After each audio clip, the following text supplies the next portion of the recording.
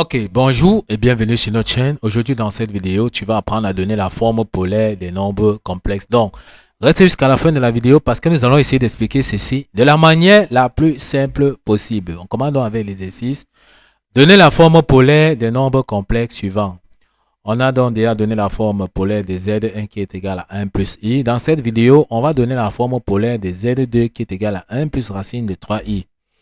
Donc, on veut donc donner la forme polaire de Z2 qui est égal à 1 plus racine de 3i. On rappelle que la forme polaire d'un nombre complexe Z est donnée sous la forme Z est égal à R exponentielle I θ.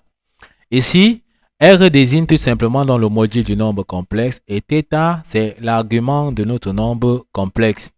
Donc, donner la forme polaire revient donc à trouver R le module et θ l'argument de ce nombre complexe. On rappelle ici que Z2 est donné sous la forme algébrique, c'est-à-dire sous la forme Z est égal à A plus BI. Ici, A c'est la forme réelle du nombre complexe et B c'est la partie imaginaire du nombre complexe. Si on veut donc trouver le module Z du nombre complexe, qui est encore égal à R, ça sera égal à racine carrée de A au carré plus B au carré. Comme nous avons dit, la forme polaire du nombre complexe Z est égal à R exponentielle I θ. Or ici, θ est bien l'argument du nombre complexe. Comment trouver donc θ? On applique la formule qui dit que cosinus de θ est égal à A sur R. A, c'est la partie réelle du nombre complexe et R, c'est le module du nombre complexe. Si on veut donc trouver sinus θ, ça sera égal à B sur R. B, c'est la partie imaginaire du nombre complexe sur R qui est dans le module du nombre complexe.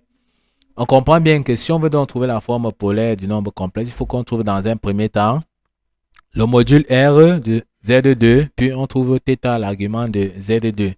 On commence donc dans un premier temps par trouver le module de Z2. Or, on voit ici que la partie réelle de Z2 ici, A, c'est tout simplement donc 1. Donc ici, on peut donc dire tout simplement que A est égal à 1 et B, la partie imaginaire de notre nombre complexe, c'est-à-dire que B, c'est le nombre qui est collé près de I. Ici, on voit que c'est racine carrée de 3. Comme nous connaissons déjà A, nous connaissons B, ça veut dire qu'on peut appliquer la formule pour trouver dans le module de notre nombre complexe. Donc, on va donc dire que le module de Z2 qu'on a appelé R sera donc égal à racine carrée de A au carré. Or, nous avons vu que A c'est 1 au carré plus B. Nous avons vu que B c'est racine de 3, donc plus B au carré. Or, 1 au carré c'est 1, racine de 3 au carré c'est 3. Ce qui fait qu'on aura donc ceci égal 1 plus 3. Donc ici, on aura 1 plus 3. Ce qui signifie que le module de Z2, qui est égal à R, sera donc égal à racine carrée. 1 plus 3, c'est 4. Donc on aura ici racine carrée de 4. Racine carrée de 4, c'est tout simplement donc 2. On a déjà trouvé dans le module R de Z2, qui est donc 2. Il reste donc trouver θ. Comment on trouve donc θ? On va appliquer la formule que nous avons donc donnée ici, qui dit que cosinus donc de θ est égal à A sur R. A, c'est la partie réelle du nombre complexe et B, c'est le module de notre nombre complexe. Or, nous avons vu que A, c'est 1 et le module donc R, c'est 2. Donc, on aura ici 1 sur 2, ce qui signifie que le cosinus de θ est donc égal à 1 demi. De la même façon, on va donc trouver le sinus de θ. Sinus de θ est donc égal à B sur R.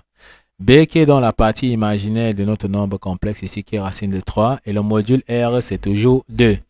Ce qui veut dire qu'on aura ici B sera donc égal à racine carrée de 3 sur 2.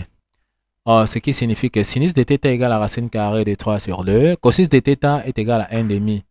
On va donc se poser la question à savoir quelle est l'angle donc le cosinus vaut 1 demi et le sinus vaut racine carrée de 3 sur 2. On va donc esquisser rapidement notre cercle trigonométrique. Voici donc l'axe des cosinus.